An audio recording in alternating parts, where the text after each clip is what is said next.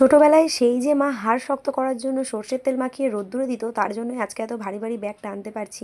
একদিন কি হয়েছিল, মা আমাকে প্রতিদিনের মতো তেল মাখিয়ে দিয়ে চলে গিয়েছিল কাজ করতে।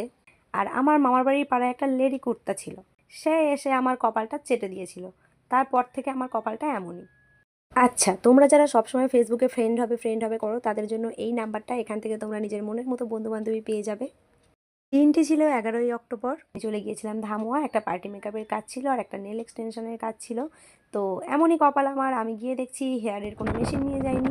তাই 4টের ট্রেনে ধামুয়াতে গিয়ে, আবার 4টে 10-এর ট্রেনে হোটরে এসে, আবার 4:30-এর ট্রেনে ধামুয়া গিয়ে, মানে আমি ট্রেনই পেতাম না, আমার মামার ছেলে এসে আমাকে ব্যাগে করে ওগুলো দিয়ে গেল। তারপর আমি আসতে পেরেছি, এসে কাজ শুরু করলাম। তাড়াহুড়ো করছি কারণ এখান থেকে কাজ সেরে আমাকে আবার মুলটি যেতে হতো, ওখানে একটা নেল এক্সটেনশনের কাজ ছিল। এবার তুমি মেকআপের কাজে যাবে, আর কেউ এসে তোমাকে বলবে না যে আমাকে সাজিয়ে দাও, এটা হতেই পারে না, এটা সব মেকআপ আর্টিস্টদের সাথে হয়। ওগুলো করে দিতেই হয়, কিছু করার নেই।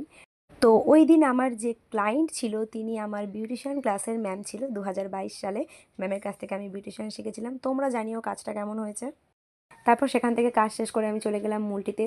সেখানে আমি আগে কাজ করেছিলাম পুজোর আগে, সেটা দেখছিলাম কেমন আছে। তো ওর নেল একদম ঠিকঠাক আছে। তারপর বসে গেলাম বোনের কাজ করতে, কাজ হয়ে গেল। ভিডিও করা হয়নি, অনেক রাত হয়ে গেছিলো বলে।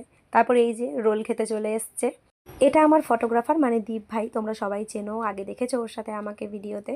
তো দুজনে রোল খেয়ে তারপরে চলে এলাম ট্রেনে। ট্রেন তো পুরো ফাঁকা। তারপর এই যে আমাদের হোটো স্টেশন ঢুকছে, আর এই যে বটগাছতলার এখানে আমি স্লো করে দিয়েছি, দেখতে পাচ্ছ, এই রাস্তাটা দিয়ে সোজা গেলে আমার বাড়ি। তো এতটা দৌড়াদৌড়ি করার পর যদি তোমরা ভেবে থাকো যে আমি রেস্ট নেবো, তাহলে তোমরা ভুল। চলো টাটা, আমি গিয়ে এবার রান্না করবো রাতে।